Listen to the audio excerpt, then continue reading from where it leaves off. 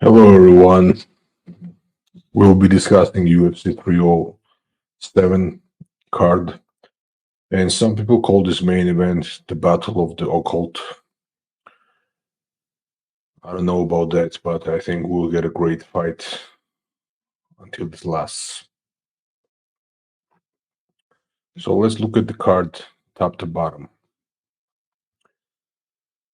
First, before we get to that, I think it's worth mentioning that both the co-main event and the main event are type of fights which are setting up the other fights. The co-main event is this fight, Caitlin Vieira versus Kyla Harrison fight. And most likely the winner of this fight, especially if it's gonna be Kyla Harrison, will get a shot against the champion, whoever comes out the winner of this fight. Also, for the main event, we have a winner will probably also have a predetermined opponent. Uh, and especially if it's Alex Pereira. In this case, I think it's going to be Ankalaev, Magomed Ankalaev. Obviously, Ankalaev has a fight coming up in Abu Dhabi as well. Given that he gets past the opponent there, I think that sets up the next fight against Alex. So let's look at the card from the bottom. We'll not be getting into all the details, all the fights, but let's discuss some of the fights. I think this is a great fight, like the very first fight, Battle of the Veterans, Court McGee versus Tim Means. I think it will be a good fight, and I expect a lot of action from very skilled and veteran fighters. Then we have Carla Esparza versus Tisha Pennington. She used to be Torres, now she's Pennington because she's married to the champion, the current champion, Raquel Pennington. And this is a high quality fight as well. So overall, this fight is flying under the radar. Ex champion versus a very skilled opponent. Another great fight: Ryan Spann versus Owens Saint Pro OSP. Ryan Spann had a lot of hype, and I think he is still somebody who could potentially one day challenge for the title. And obviously, Owens Saint Pro is very high level veteran as well. So I expect some good skillful fights, good skillful fight from this bout. And we got some other interesting fights as well here. I'll not get into all the details, but obviously the main fight of the prelims is also going to be very interesting to watch. Very exciting strikers. Obviously, we got Steven Thompson, who is more skilled as a striker, more polished, but we have Buckley with some of the with one of the most highlighted knockouts that UFC uses, and he's a very explosive and dynamic guy on good way right now. And I think the fight against Steven Thompson, if he can get past, but I think if Joaquin Buckley can get past Steven Thompson, it will be a good jump for him and for his career, and he can keep moving upwards from there. Okay, next we got Caitlin Vieira versus Kyla Harrison. This is the fight, as we mentioned, with huge title implications. Especially Kyla Harrison is carrying a lot of hype, and I would say deservedly so because she's a very strong grappler and she's also not a typical judoka even before venturing into MMA because she has very high level judo. Obviously, two-time Olympic champion, everything is said there. But on top of that, her and his team training under Jimmy Pedro, uh, they have a very good Nevada like ground game as well. They have very good submissions as well, and some good control on the ground as well. And I expect her to create a lot of problems for Caitlyn. And Caitlyn is not much of a finisher herself, so if Caitlyn had a bit more power and had a bit more finishes, then I would have given her better chance of beating Kyla. But for now, I have to go with Kyle Harrison, uh, most likely by decision, but she could get a submission as well. Okay, Roman Dolidze, another Georgian fighter against Kevin Holland. Both fighters are very awkward fighters. They have their own style in the striking department and the grappling department as well. And I think in some ways Kevin Holland can be a problem for Roman if he doesn't fight a certain type of fight, and if he doesn't start mix in his grappling and his takedowns as well. I think Roman can take down Kevin, even though Roman is not a higher level wrestler himself. He's more of a grappler, like more of a jiu-jitsu guy than a wrestler. But he has pretty decent takedowns, and I think he can get Kevin Holland to the ground, or at least get him thinking about the takedown. But in striking, Kevin Holland is very dangerous.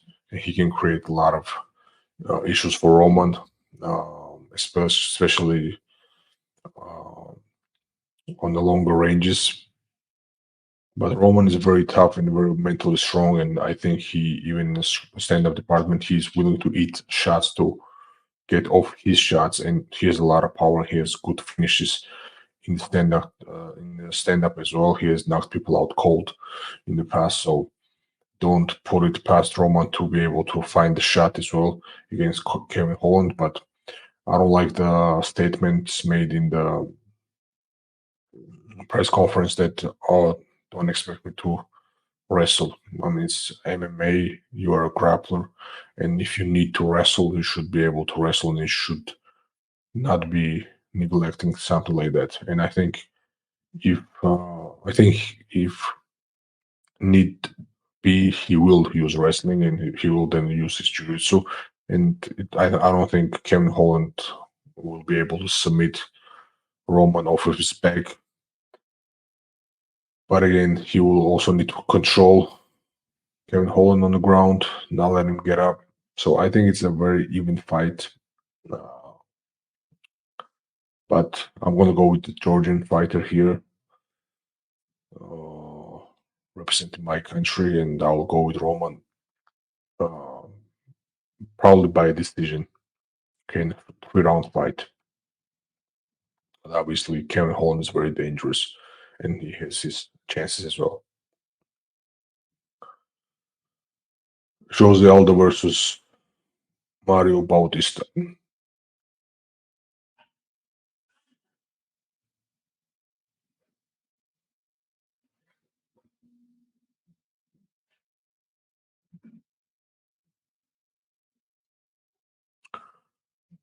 Okay, so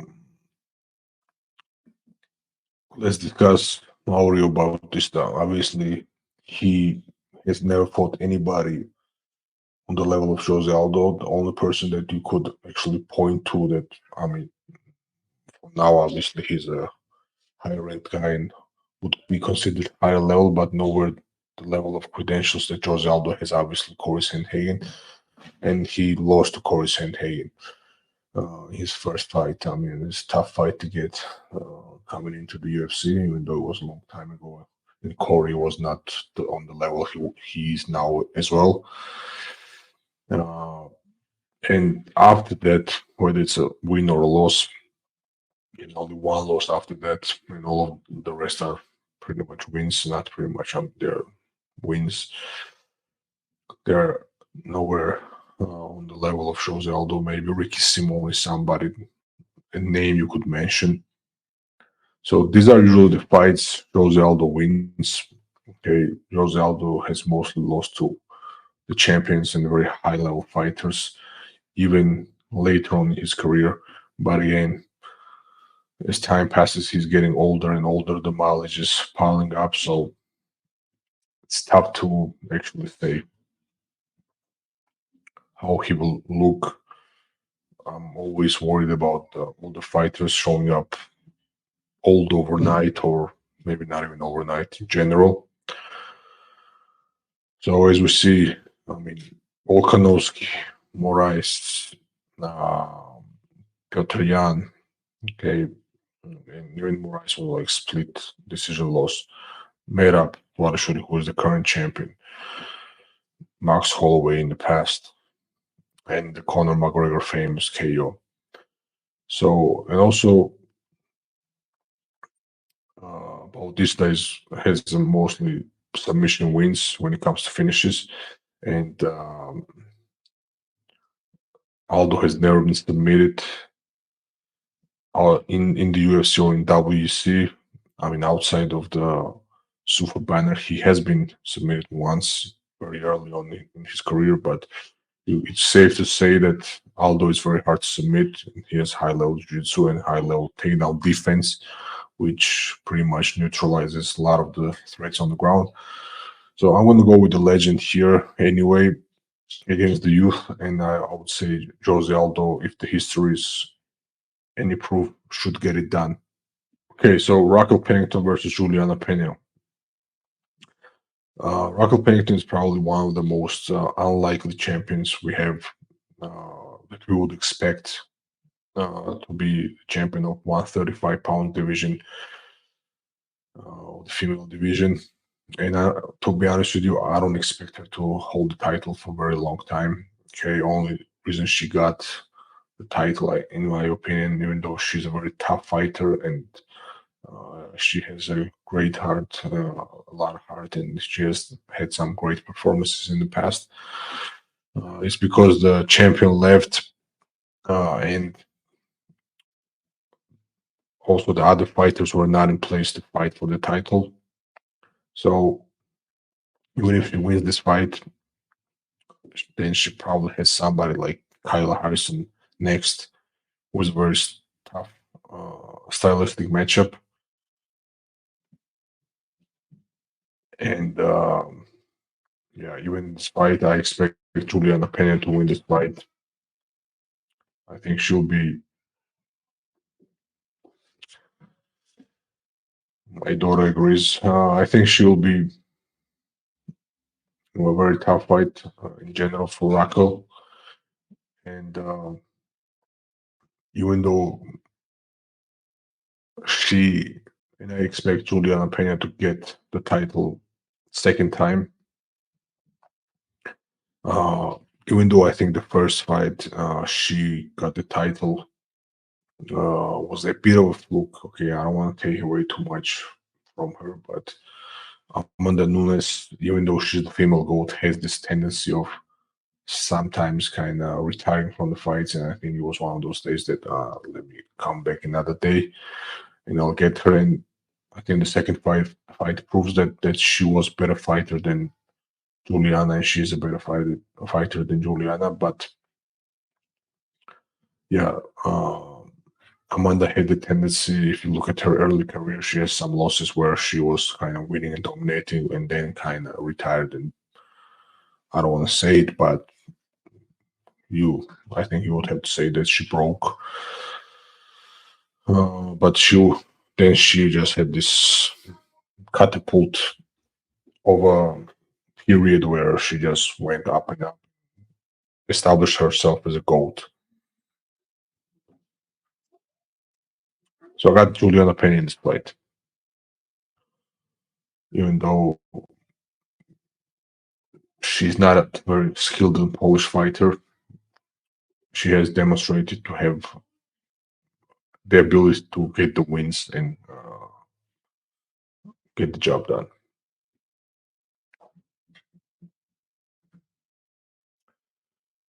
And finally, the battle of the occultists, or I don't know, man, like voodoo practitioners or whatever.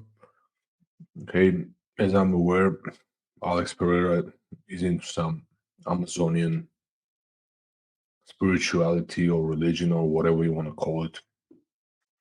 Khalil Rountree is, I think, he's a follower, some cult leader. Um, so yeah, to each their own. So let's see whose voodoo will be stronger. But besides that, both of them are strikers. Okay, we got Pereira, who is probably one of the most deadly strikers in the UFC.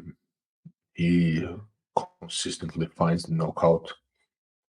And on the other side, we got Khalil Rountree, who is maybe not ranked as high as you would want the title contender, the title challenger to be ranked, but he is a very interesting stylistic matchup. I think we'll get a good fight, and as long as it lasts. And I just don't see this fight going to the distance. I see a knockout happening, very likely. And combined, I saw the combined stats. They had one takedown in total, and it was actually Pereira against Israel Adesanya when he kind of shot in to prove a point that he could take down Adesanya, and he took him down. On the other hand, veteran like Khalil Rountree, who hasn't been very active in general, but he's a veteran. He's been fighting quite a long time. He is he has absolutely no takedown attempts, but he has very good takedown defense. On the other hand, he can defend the takedowns, but I expect that he will not have to defend a lot of takedowns in this fight. So we got much taller, considerably taller Pereira, and with considerably longer reach as well. Okay, leg reach is also it's probably not as important in most cases because a lot of the damage by this tool will be done. The most important damage by hands, most likely. So with Rountree, we got a guy who has very good knockout ability. He's very explosive. He has the ability to leap in and out. In one of his last fights against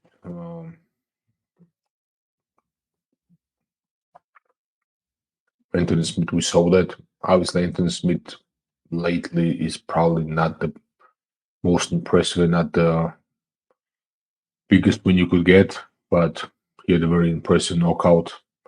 And you see, latest fights,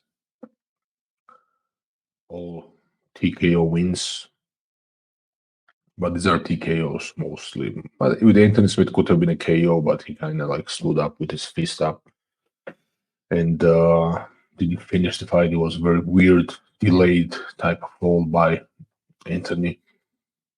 But you see with Dustin Jacoby, it was a great fight actually. He had a split decision win. Dustin Jacoby is also a former glory kickboxer. But here with Pereira, he's fighting a different animal. Okay, I don't think Pereira will let him get too many shots off. He will probably keep him at distance and do a lot of damage there. But Pereira does get hit when it's possible to hit him. And with somebody like Khalil Rountree, there's always a chance. Always a chance of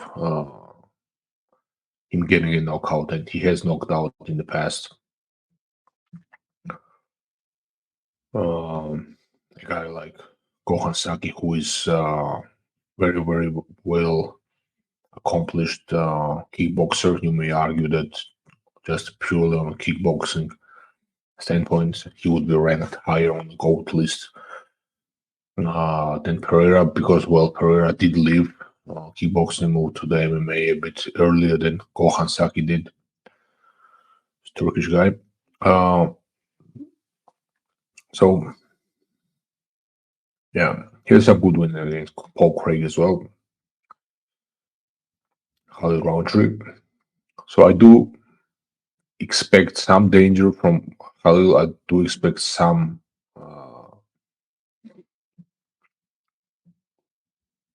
type of fight in this, and maybe if the fight lasting a bit longer than Alex's previous fights, at least one against